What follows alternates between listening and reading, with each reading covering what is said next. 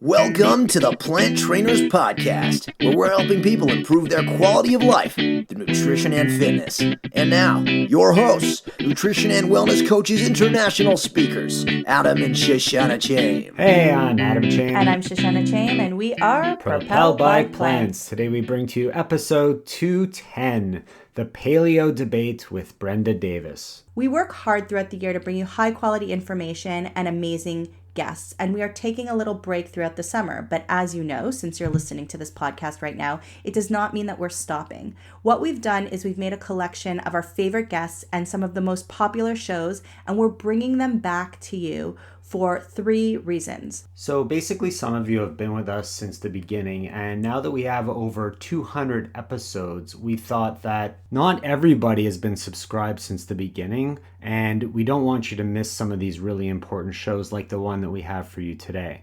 So every time we re-listen to our podcasts or our webinars or lectures, we take away something new or we realize something different. And you might know somebody who can benefit from this show, and maybe you didn't think about it the first time. So as you're re-listening to the show and getting some new revelations, just kind of think about who could really benefit from this information in the show, and who do you want to pass it on to, and please share it with them. In today's episode, we're sharing one that we did a while back with Brenda Davis, who's a registered dietitian and one of the most brilliant minds out there. We talked about carbohydrates, the paleo diet, and the vegan lifestyle, and how they all fit together. And I've personally listened to this one about 4 times, and every time I get something new from it. The new cookbook is finally done. We created a cookbook that's perfect for any home, whether you're one person or a large family. Our beef or tofu with cookbooks is that you always want to make all the recipes in the book, and then you're left over with 1,000 ingredients and you don't know what to do with them. And also, recipes can be really, really difficult and take over an hour just for the main course. But this book is different. It's divided by ingredients, which allows you to A, batch cook and save time. Many recipes are made in under just 15 minutes. And B, plan your weekly meals based on ingredients, which saves you money.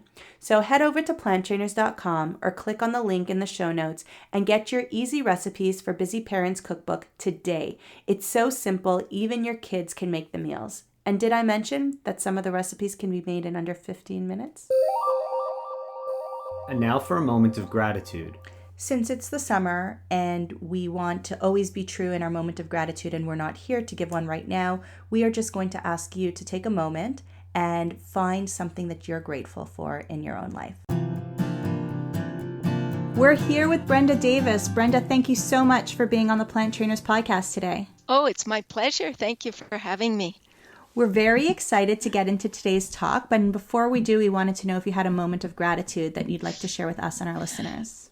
Well, just thinking about it, I think the thing that is speaking to me the most loudly right now is really the result of a couple of conferences. I just spoke at a conference in LA where we had about maybe 750, 800 health professionals, probably the majority of whom were physicians. And prior to that, I was in Spain speaking to registered dietitians at the 17th International Congress of Dietetics. And I am so grateful. I could almost cry just thinking about it, because I am so grateful for how far we've come over the last 30 years. 30 years ago, a vegetarian diet was considered risky and a vegan diet was considered downright dangerous. And today we are starting to recognize the incredible advantages of eating plant-based for personal health, but even beyond personal health, for the sustainability of this planet, for compassion towards the creatures with whom we're sharing this planet. And it just warms my heart to see the interest by my fellow health professionals in moving more in this direction. I couldn't have even imagined this 20 years ago when I was at the healthcare conference in LA, physicians coming up to me and just saying, this is what I want to do. This is the direction I want to move in my practice. And I am just so delighted to be here. I couldn't have conceived of this 20 years ago. So for that, I am immensely grateful. I think that's great. And I'm grateful that you're part of that. And anybody who's heard you speak knows that you speak with passion and that you probably had some kind of influence on a lot of these people who are coming up to you today and are part of that today. And I know that there, even a year and a half ago, 2 years ago, when we started this podcast, there weren't as many physicians doing what they do today with plant-based diets as there are now. It's amazing for sure. how much things have been changing over the years. You see now professional athletes that are going plant-based. You see commercials on TV for plant-based milks. And absolutely, it's amazing so how quickly exciting and how progressive things are getting with it. So thank you for being a part of that. It's going to keep growing. It is. There is no doubt. So today we wanted to talk a little bit about carbohydrates and about the paleo diet. But I want to talk about carbohydrates first before we start talking about paleo, because I think it's an important issue on its own. And there's a lot of talk that carbohydrates aren't good for us. You know, I'm avoiding carbs. I don't eat carbs. So can you, for our listeners, maybe just talk a little bit about complex carbohydrates and simple carbohydrates? Yeah. Okay. So first of all, what I'm going to say is whenever you have a question about nutrition, like carbohydrates, like the macronutrients, there was a time where it was fat was the bad guys. Now it's carbohydrates that are considered the bad guys. Whenever you have a question like that, I think the acid test is to look around the world and look at the longest lived, healthiest populations on this planet. And what we know is that the longest lived, healthiest people, if we think about, for example, the blue zones, and these are areas where people not only live long lives, but at their advanced years, they're still healthy. They're still gardening. If they, they have the greatest numbers of centenarians, people that live to be 100. But these people are still, they're still functional, and that's the neat thing. And if we look at these populations, they consume on average between about 50 to 80% of their calories from carbohydrates. And so if carbohydrates were really that deadly, they probably wouldn't be the mainstay of every single blue zone on the planet. So that I'll start with. And then the second thing is the sort of the myth about carbohydrates, that they're bad for us, is really a product of the way that we're consuming carbohydrates. So 90% of the carbohydrates, or close to that, of the carbohydrates North Americans are consuming are stripped of everything of value to human health before they consume them. So they're eating their carbohydrates as refined foods. And so it's not a matter of simple versus complex carbohydrates, because some simple carbohydrates are highly protective to human health. So, for example, the simple carbohydrates in a fruit or a vegetable are very, very protective. Some complex carbohydrates are terrible. So you take a complex carbohydrate like from a whole grain and you turn it into white flour. That complex carbohydrate is no longer protective because it's been robbed of everything protective before we eat it. And of course, it's not even just that. Not only do we remove everything of value and from these foods, we add a bunch of crap before we eat them. So white flour, nobody eats a bowl of white flour. Before you eat it, you add fat and sugar and salt and colors and preservatives and flavors and all sorts of other garbage. And so the problem isn't carbohydrates per se. Carbohydrates from whole plant foods are highly protective to human health. We've shown that over and over again consistently. The problem is stripping carbohydrates of their vitamins and minerals and phytochemicals and antioxidants before we eat them, and then adding the crap to them before we eat them. So when we eat carbohydrates in a very highly refined, processed form, they are consistently threatening to health. And the other thing I think is really important to know is the healthiest foods on the planet are the foods that have fiber and phytochemicals and antioxidants and pre and probiotics and all of these protective compounds. If you look at the foods that are loaded with those things, you're looking at whole plant foods. Well, whole plant foods, with the one exception of nuts and seeds, which are higher in fat, other whole plant foods, whether it's vegetables or fruits or grains or legumes, they all contain between about 60 and 90% of their calories from carbohydrates. So, it's ridiculous to say carbohydrates are the bad guys when the healthiest foods on the planet are loaded with carbohydrates, even, foods that nobody would argue are healthy, like blueberries or like, a kale.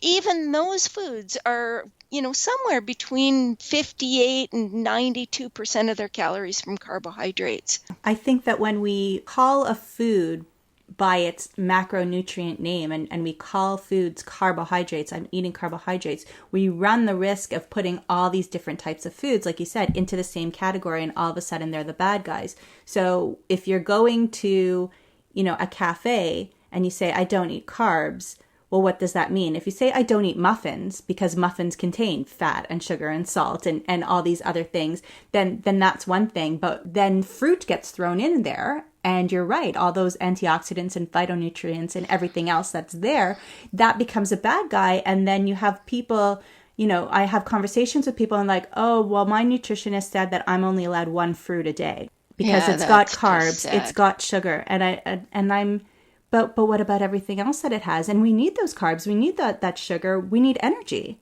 We need to thrive on energy. Exactly right. And it's extremely important for people to understand that, yes, fruit has sugar. Yes, vegetables have sugar, but sugar, that when sugar is packaged with all of these protective components, it nourishes us. It's healthy for us. So we've got, in fruit, there are dozens of studies, probably hundreds of studies showing that intake of fruit is associated with reduced risk of coronary artery disease, of diabetes, of all sorts of chronic diseases, of cancer. And the reason is because fruit is full of fiber. It's full of antioxidants. It's full of phytochemicals. Fruits are important sources of potassium, vitamin C, folate, all of these nutrients that are highly protective to human health. So when you get fructose in this form, we can handle, the human body is designed to be able to handle that amount of fructose. The problem is when you isolate fructose and you add it to beverages where you're getting these massive doses of fructose going into your system, that very quickly overwhelms the body's capacity to handle fructose.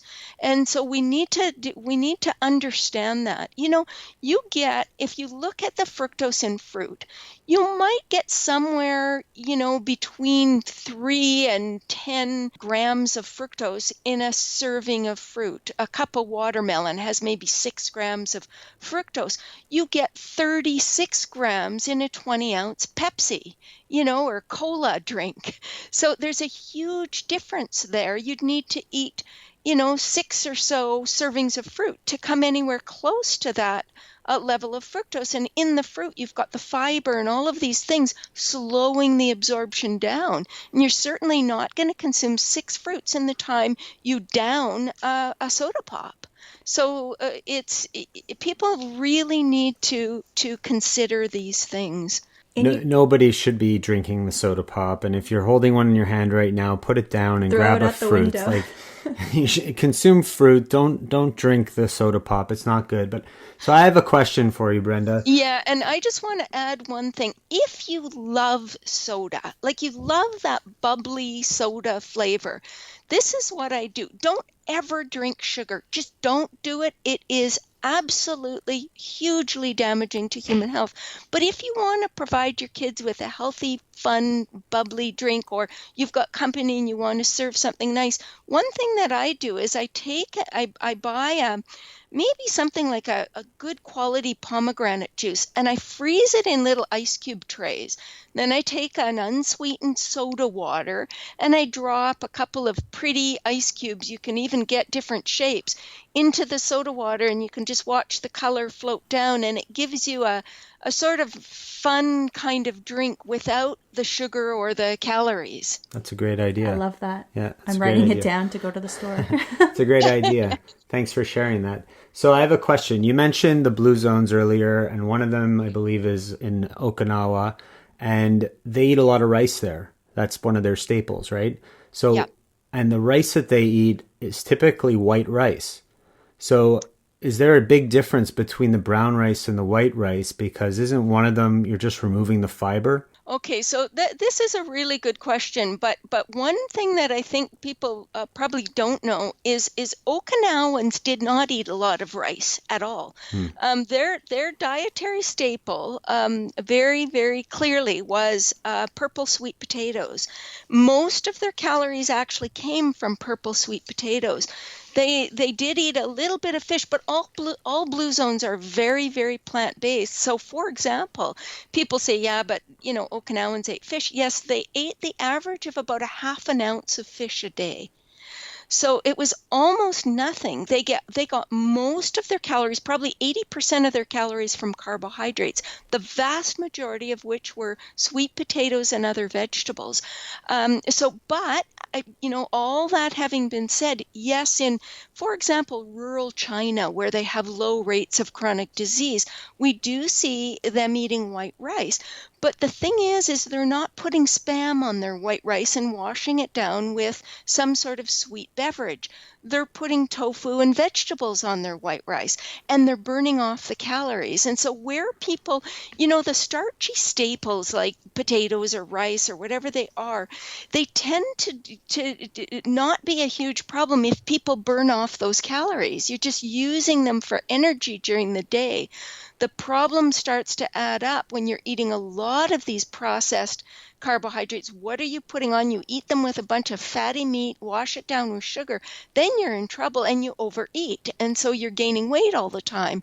And then you end up with, higher levels of visceral fat, and your hormones get all out of whack. And so that's where people start to incur problems. But if you look at the blue zones, whether it's Okinawa, Sardinia, Ikaria, Greece, the Nicoya Peninsula, the Loma Linda, they all tend to get most of their calories from less processed foods. Now, some do include some processed foods. So in Sardinia, they do include some bread and pasta, and in Loma Linda, they do include some veggie meats and things like that. So it's not that there are no processed foods, but they tend to eat fewer processed foods, and they tend to garden more and have healthier lifestyles generally. Very interesting. Cool. I want to just go back to the sugar idea one more time.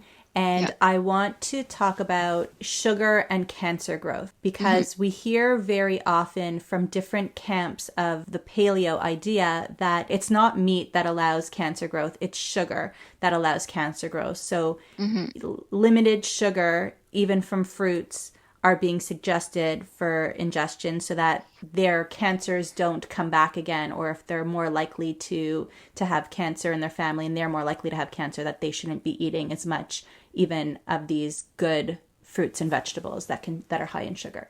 We don't really have a lot of evidence linking sugar to cancer, or not sugar, fruit to cancer. Okay, we have evidence for refined carbohydrates like sugar. No question, they're problematic.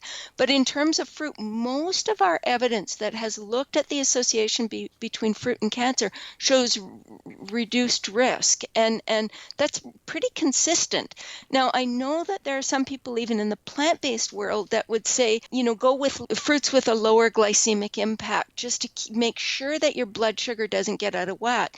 And I could agree. Eat more berries. Moderate your portion sizes a little bit if cancer is your issue. However, I would not be at all concerned if you're a healthy individual about consuming, sort of the normal number of servings of fruits. I know myself, I eat more than the normal number of servings of fruits, and I don't consider it a detriment to my health at all, quite the contrary. But sugar itself, of course, any refined sugar is an issue.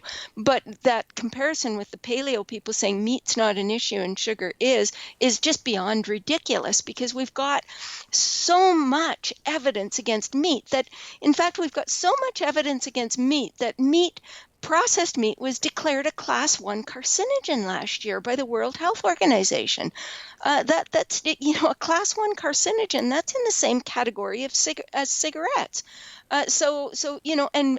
And unprocessed meat was declared a group 2A carcinogen, which is still a probable carcinogen. We know it's very strongly associated with colon cancer. So much so that the World Cancer Research Fund and the American Institute of Cancer Research strongly recommends that people limit their consumption of red meat significantly. So, and probably it'd be best not to eat any at all. And red meat is pro-inflammatory. It contains a lot of compounds that can increase inflammation, from nu-5-GC, which is pro-inflammatory molecule. It increases IGF-1 levels, so that increases cancer growth. There are just all sorts of issues. When we cook it at high temperatures, we produce heterocyclic amines, which are carcinogen. Are carcinogenic. We produce polycyclic aromatic hydrocarbons. We produce acrylamide. All of these things are carcinogens. So to say meat's not a problem is just beyond ridiculous. We've got huge evidence that it's a problem. And not only, one of the things that drives me nuts about the whole paleo movement is that David Katz did a little analysis and said, if everybody on the planet right now ate paleo, we'd need 15 planet Earths to sustain the current population. And so it's just it's not a diet that is a diet that we should be, if we're responsible from an environmental perspective, that we should be promoting. Quite the contrary. You did a lecture that I saw online about comparing vegan diet and paleo diet and comparing that to a true paleo diet. Can you tell us a little bit overall about what you found? Well, as soon as this paleo movement started to take off, to be honest with you, it worries me something terribly, because it's being taken seriously in, sort of in the medical world. And we are finding there have been some favorable results with very short-term studies in terms of, weight reduction and, reduction in blood glucose and so forth. But I'm very concerned about it because of the long-term consequences of this kind of diet for people. And so what I decided to do as soon as I, started to learn about the growth of this paleo movement was I thought I better do some research and find out if we have any sort of evidence for what are estimated intakes in Paleolithic years. I want to see what a true Paleolithic diet actually looked like nutritionally. So I went to the nutritional anthropology, and there were 2 studies that did some decent estimates. And one was a 1997 study by Boyd Eaton and Melvin Connor. And then they did another study 25 years later, re-estimating after learning some things about greater variations around the world in what people were eating. And so I looked at their estimates for macro and micronutrients. And the one thing that just jumped out of the page at me was that these people were eating at least 70 grams of fiber a day. And in many cases where they were eating even higher amounts of plant foods, for the first 80% of the Paleolithic period, for sure, it was over 150 grams of fiber a day. And the fiber that they were getting wasn't from their Fiber One bar that they got no, at the grocery exactly. store. I mean, fiber comes from plants. You get no fiber from any animal products. So that just told me right there. I mean, their first estimate was 104 grams of fiber a day. Well, that just tells you they're eating a truckload of plants. And then I looked at the micronutrient estimations, and they were estimating between 500 and 600 milligrams of vitamin C a day. Well, even vegans don't get that. They were estimating between 1,000 and 2,000 milligrams of calcium a day. Well, they weren't drinking any cow's milk. So where was that coming from? They were getting between 7 and 10,000 milligrams of potassium a day. Well, potassium comes from fruits and vegetables. Most vegans have a hard time getting 5,000. So I just thought to myself, there is no way in hell that these paleo people are coming anywhere close to these numbers. So true enough, they're getting the 30% of calories from protein that the true paleo people were, the estimate was 25 to 30% of calories from protein. But beyond protein, there's, a lot of the other nutrients, I was just certain they weren't coming anywhere close because all they cared about was protein, it seemed. So what I did was I went to a really popular paleo website and I just took 3 days, like I did a Wednesday, Thursday, Friday menus, and I analyzed their menus using the recipes they provided. And then I took recommended paleo menu, then I took a recommended vegan menu and I analyzed 3 days worth. And then I did the comparison looking at true Paleolithic intakes, the new paleo diet, and the vegan diet. And in fact, the new paleo diet came closer. And when I say new paleo, it's the paleo diet that people are following today that think they're doing paleo. And their intake of protein, their intake of zinc and vitamin A were actually closer to the true paleo diet than a vegan diet was. But a vegan diet was closer on carbohydrates, fat, saturated fat, fiber. It was closer on riboflavin, thiamine, vitamin C, vitamin E, iron, calcium, sodium, potassium. So a vegan diet turned out to be nutritionally far closer to a true paleo diet based on the best estimates we have than the sort of newfangled paleo diet that people are eating today. And what are some of the negative outcomes, both physical or mental, that people can have by being on a paleo diet? Well, in my view, the big, sort of the biggest issue is the issue of increased risk of, over time, of chronic diseases like heart disease and cancer, but particularly cancer. I'd be very concerned about that. And certainly there, may not be at increased risk of diabetes unless they overeat. But there was one study that actually looked at is sort of a longer term mortality among survivors of myocardial infarction that were using low-carb diets. And they used, a low-carb diet that was high in animal protein and a low-carb diet high in plant protein. And what they found was with the animal sources of protein, they had a 33% increase in all-cause mortality and a 51% increase in cardiovascular mortality. Whereas with the low-carbohydrate plant-based diet, there was no increase in mortality at all.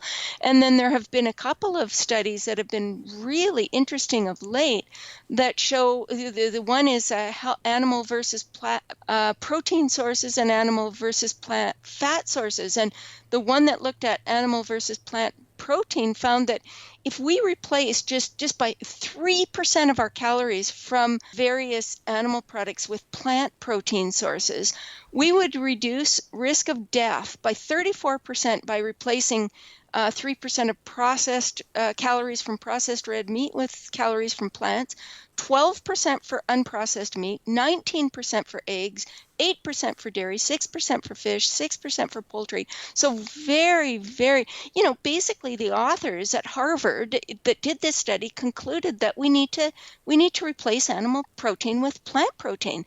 And then there was another study that looked at high protein intakes and mortality that showed that, people between 50 and 65 years of age that it consumed more than 20% of calories from animal protein increased their risk of death by 74%, cancer deaths by 433%, and actually diabetes risk by almost 400%. And the associations were completely or largely abolished when that protein came from plants rather than animals. So we actually have a lot of, pretty convincing evidence. There was another study that just came out that was called Is Meat Killing Us? From the Mayo Clinic in 2016.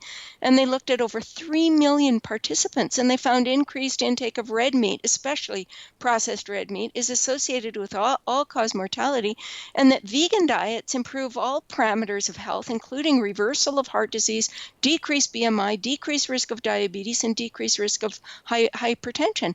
So the studies we just see consistently over and over again. And so I just, it's hard to contest anymore. And to me, if a person really wanted to do a more paleo diet, first of all, they need to recognize it's impossible to recreate a paleo diet because we don't have access to that kind of wild plant and wild animal. And if we did, and everybody did it, as I said, we'd need 15 planets to sustain the current population. During Paleolithic times, we had maybe 1 million to 6 million people on the planet. We have 7.5 billion people and counting right now. I think the big question is not so much is paleo healthy, but the ultimate question is not whether paleo diets can support human health, but rather how we as human beings can best adapt to our current environment to sustain this huge population on a sort of ever shrinking planet. And to do that, we have to consider the ecological consequences of our food choices. And there was a paper in Nature on climate change in 2014 that showed that of all foods, grazing beef, because they say, oh yeah, but we promote grazing cattle instead of feedlot cattle. Well, grazing beef, the carbon equivalent footprint in kilograms of carbon per kilogram of product is the highest for grazing beef, almost 60, whereas for feedlot beef, it's about half that. So the answer isn't just eat grazing beef. If you compare to beans, peas, or the sort of plant-based protein sources, you're looking at 1 or less than 1 kilogram of carbon dioxide equivalent per kilogram of product. It's just not even comparable. So there are a lot of reasons why people need to think twice about this very meat-heavy diet. The numbers you just shared are astounding. I think it's pretty insane, the facts that you just gave us. And I think one of the biggest things that we're battling is that paleo is marketed so nicely.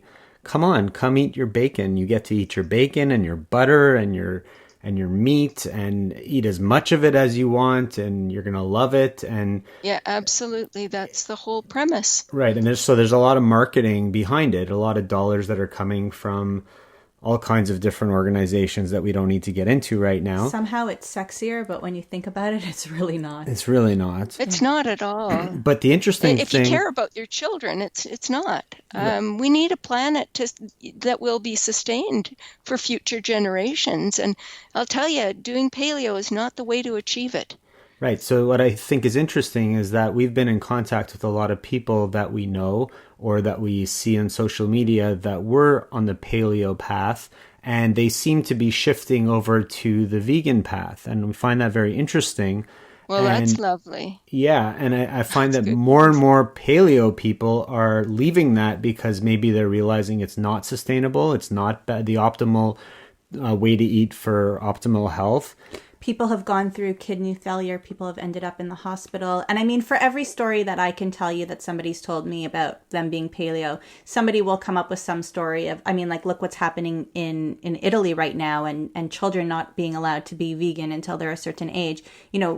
There's always stories that happen, but it's happening more and more. And I can tell you, I just spoke to dietitians in Spain, and we were obviously people from Italy there as well. It was a huge international congress, and I got asked that very question.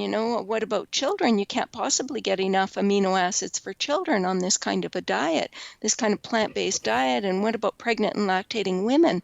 And my answer is very simple. We have known for over 20 years that a completely vegan diet, if it's properly designed, is safe and adequate at every stage of the life cycle. The classic studies were done in the late 80s. So to me, if a child ends up malnourished on a vegan diet, it's because we health professionals have not been doing our jobs. We need to be giving people who want to make a choice that is compassionate, that want to make a choice that is ecologically sustainable. We need to to help to educate them as to how to make those choices appropriately for whatever stage of life cycle their family is at. And, we have all kinds of super healthy vegan children who have been vegan from birth who are doing very, very well.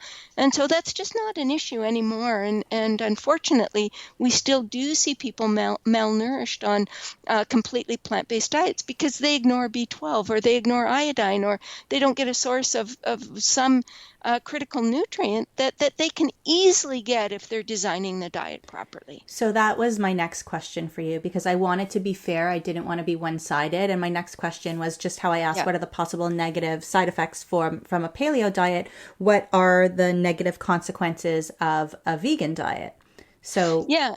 And so there's this continuum. So with an omnivorous diet, the risk of nutritional deficiency, if you're eating a decent omnivorous diet, is pretty low. But your risk of chronic diseases increases with especially a meat-heavy omnivorous diet.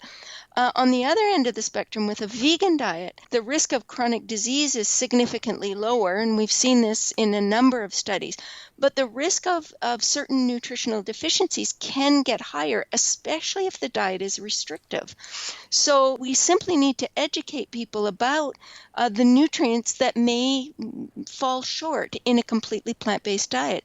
And it's not like there are a lot of them. The big one is vitamin B12. And vitamin B12 is something that you absolutely can't get. B12 is something that is produced by bacteria. So, we clean our foods before we eat them to avoid pathogenic bacteria. So we wipe out most of the B12 that might, reside in plants. Sometimes we ferment foods in dirty containers that might be contaminated with B12 producing bacteria, and you might get some from that. But generally, we're trying to be really sanitary with our food. So we've eliminated most of those sources from especially the developed world. So what we need to do is use either fortified foods. We can include something like B12 fortified non-dairy milks and veggie meats and cereals and so forth that have B12 added. We can use is the quality that they're fortifying with good enough? Oh, absolutely. So, nutritional yeast and so forth. But what I would do if you're relying only on fortified foods, because they use a pharmaceutical grade B12, it's fine. But you need to be consuming, little bits over at least 2 or 3 times a day to actually get enough from those foods. So what I would do if you're relying on fortified foods is at least once a week have 1,000 microgram supplement. So, and if you're not using fortified foods, you're a whole food plant-based person, you don't want to use any processed foods, then at least twice a week, 1,000 micrograms. And if you're doing a kind of a daily supplement, you would want that supplement to contain, we used to say 10 micrograms a day. Now we're thinking probably 25 is safer because you absorb only a small amount of that total number. And so when it comes to the type of B12, does it matter if it's cyano or methyl? Well, again, cyano is a little more stable. And so doing it twice a week would be fine because of the stability of the cyano. Methyl, on the other hand, isn't quite as stable. It's a preformed form of vitamin B12. It's good. It's a great form, but it's less stable. So in that case, you might want to be taking it every day instead of just once or twice a week. And then what about a sublingual? Sublingual, the studies again don't show it's a huge advantage, but it makes sense that you might absorb a little bit more. So sublingual is probably not a bad idea. Okay, so other than B12, if you know what you're doing and you're eating a healthy diet, a healthy plant-based diet, then there's really nothing else to have to worry about. Well, you need to worry about vitamin D because if you live in Canada like I do and you do, we have what we call a vitamin D winter between probably October and March where we don't produce vitamin D. So if you're not getting vitamin D in your foods, then you need to take a supplement, especially during the winter months. Unless you get adequate exposure to sunshine, you're going down south all the time, and you've packed on a lot during the summer, you might be able to last a couple months on that. But for people in the north, we need to ensure some sort of a source. You do not produce vitamin D from cold sunshine, only warm sunshine, and we don't get that during the winter months in Canada. So, and in northern northern parts of the United States either. So yes, vitamin D is an issue. Iodine can be an issue if you're not using iodized salt. And you're not eating a lot or a regular sort of amount of seaweed, like dried kelp or something like that on a fairly regular basis, then iodine could be short as well. So you need to ensure a source of iodine somehow. If you're buying sea salt, buy iodized sea salt. And if you're using a bit of salt in your food. And then the other nutrients that can be a bit of an issue, I would say zinc is one, especially for children, but that's fairly easily resolved if you include enough legumes and seeds in your diet, like pumpkin seeds. So most of the nutrients, if you're having a balanced diet where you're including the legumes, the nuts and seeds, the vegetables and fruits and whole grains, you're probably going to get the vast majority of what you need. It's just those few nutrients that I mentioned. And then the other one for some people is long chain omega-3 fatty acids, which people, a lot of people get from fish. And so when you're eating plants, you have these plant forms of omega-3s called alpha-linolenic acid. You have to convert that to the longer chain omega-3s, which are the more biologically active omega-3s. So certainly some people do that fairly efficiently and other people don't. And if you have hypertension or you're diabetic or you have some of these conditions, or even if you come from sort of a place where fish was a huge part of the diet, sometimes your enzymes that are responsible for the conversion kind of are down-regulated. And so you may need a more direct source of long-chain omega-3s. And if that's the case, fish don't make omega-3s. They get it at some point in the food chain from microalgae. It's microalgae actually that makes these long-chain omega-3s. So what we're doing now is we're actually culturing the microalgae itself. And so vegans or people who don't eat fish can actually take microalgae supplements and get, what I would say would be a reasonable amount would be, maybe 300 milligrams a couple times a week. And for people that may need more, maybe 200 to 300 milligrams daily. And that's an easy thing to do now. It didn't used to be, but it's quite accessible now and affordable. So if one of our listeners is following a paleo diet and looking to go more in the vegan direction, or if somebody's listening, one of our vegan listeners listening, and they want to up their health a little bit, what tips can you give those people that they could start doing right now? Okay, well, I would say number one would be to really take a good look at your sources of macronutrients. So where are you getting your protein, carbohydrates, and fats? And what you want to be doing is to be getting most of those calories from whole foods. So your best sources of protein are legumes and seeds. I mean, nuts have a little bit as well, but legumes and seeds are really important sources, like pumpkin seeds and hemp seeds. You want to be getting your carbohydrates from whole plant foods. Again, vegetables, fruits, legumes, whole grains. And where whole grains are concerned, you want the whole grains to be predominantly intact whole grains. So when I say intact, I'm talking about whole grains as they're picked from the plant. So if you're eating kamut, it's kamut berries instead of puffed kamut or flaked kamut. The same with all of the categories of foods. You want to be getting your fat mainly from nuts and seeds and avocados rather than concentrated oils, for example. That increases the nutrient density of your diet fairly considerably. So that, getting most of your food from whole plants is really, to me, number one.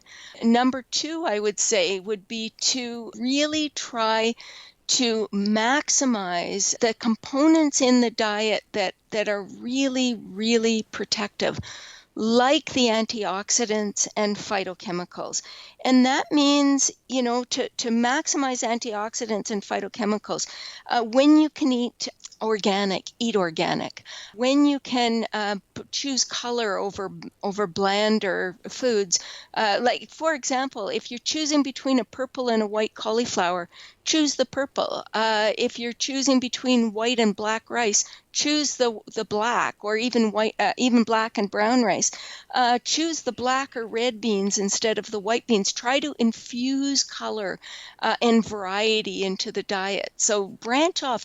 Try foods that you haven't tried before, especially in the vegetable world. Yeah, and then the other thing that I think is just so important is to do everything you can to enhance your gut flora. And we're just starting to learn about how hugely important gut flora is. We knew for a long time that it helped with a healthy gut. It maintained the integrity of the intestinal wall and did all of that. But now we know that it increases insulin secretion, it supports brain function, it reduces inflammation, it boosts immunity, it helps protect against cancer. So we need to do what we can, and to improve gut flora, it means eating more prebiotics from beans and whole grains and the vegetables that are high in prebiotics, and even food-based probiotics like the non-dairy yogurts and fermented vegetables and tempeh and miso. Yeah, kombucha. All of those things contain, kombucha is a little more controversial, but there's a little video by Michael Greger. He's a little concerned about, well, especially people making their own kombucha, because it, can end up with some not so healthy bacteria if you're not doing it properly. But we want to minimize foods that foster the growth of bad bacteria, like all the processed and fried foods. And, excessive alcohol, we can take probiotics, all of that sort of stuff can help. And then I think the other thing that I would say is to really be conscious of these, I guess number 4 is to really be conscious of these chemical residues in foods, like the agrochemicals, like pesticides and plant growth regulators and veterinary drugs. One of the ways of reducing agrochemicals is to eat more plants, but of course the other way is to choose organic. And if you can't afford to eat, all organic, go to the Environmental Working Group, and they have the Dirty Dozen and the Clean 15 lists showing you sort of the foods that are highest in chemical contaminants and the foods that are lowest. And then you can just buy conventional with the ones that are lowest and make sure you stick more to organic for the ones that are highest. And then, just the other thing for people eating plant-based is to just be aware that dry heat and blackening foods and frying foods all produce compounds that are potentially damaging to human health. And so using moist cooking methods like steaming and blanching and stewing and, making soups, and rather than, frying or any of those cooking methods, it will produce less of those harmful compounds.